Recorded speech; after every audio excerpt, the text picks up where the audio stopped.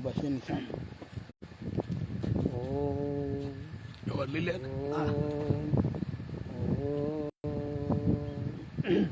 ओम भूर्भुवस्सुः तत्सवितुर्वरेण्यं भर्गो देवस्य धीमहि धियो यो नः प्रचोदयात्।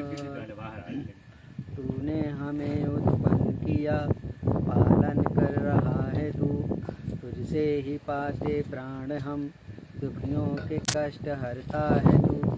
तेरा महान तेज है फैला हुआ सभी स्थान, सृष्टि की वस्तु वस्तु में तू हो रहा है विद्यमान। तेरा ही धरते ध्यान हम, मांगते तेरी दया, ईश्वर हमारी बुद्धि को श्रेष्ठ मार्ग पर चला, दाता हमारी बुद्धि को श्रेष्ठ मार्ग पर चला।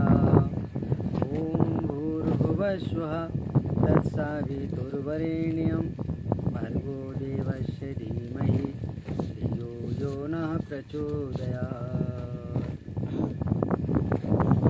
ओम शांति शांति शांति। जीवन भगवान की सबसे बड़ी सौगात है और ये मनुष्य का शरीर परमात्मा का दिया हुआ एक उपहार है। इसीलिए तो जीवन बेश कीमती है। इसको छोटे छोटे उद्देश्यों के लिए जीना जीवन का अपमान है। व्यसनों और वासनाओं में जीवन के बहुमूल्य समय को बर्बाद कर देना ये जीवन का तिरस्कार है। क्यों? क्योंकि जीवन अनंत है, हमारी शक्तियाँ अनंत हैं, हमारी प्रतिभाएं अनंत हैं। हम अपनी शक्तियों का सिर्फ 5, 10, 15, 20% ही उपयोग कर पाते हैं। बाकी की हमारी शक्तियाँ शरीर में ही सुप्त रह जाती हैं। यदि हम अपनी शक्तियों का सही उपयोग करें तो हम पुरुष से महापुरुष और युग पुरुष मानव से महामानव बन जाते हैं और हमारी आत्मिक चेतना में वैश्विक चेतना अवतरित होने लगती है और इंसान ब्रह्मवश इंसान को भगवान की तरह पूजने लगता है। कैसे पूजने लगता है?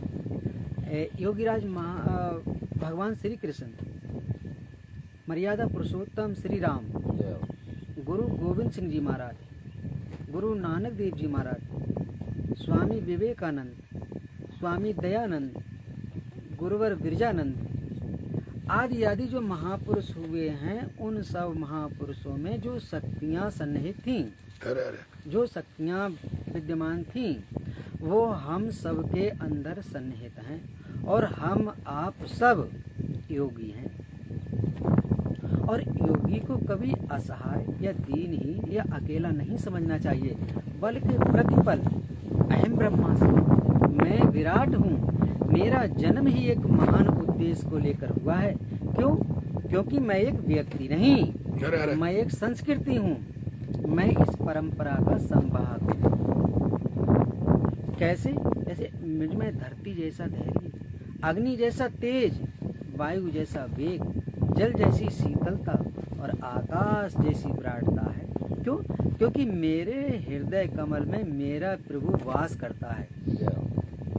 इसलिए अपने आप को हीन समझना और परिस्थितियों के सामने झुक जाना ये आत्महनन के समान है। क्यों? क्योंकि तुम्हारे अंदर ईश्वरीय शक्ति है, उस शक्ति के द्वारा तुम सब कुछ करने में समर्थ हो। परिस्थितियों को बदलना तुम्हारे हाथ में है। तुम उठो, मिथ्या संस्कारों को और झूठे विचारों को त्याग कर महान बन जाओ। दुनिया मेरा संकल्प है, इसके सिवाय कुछ नहीं। स्थावर जंगम जगत के हम पिता हैं, हम उसके पूज्य और श्रेष्ठ गुरु हैं। सब संसार मनुष्य के आश्रय है और मनुष्य एक विशाल वन है। आत्मा सबके भीतर बसती है।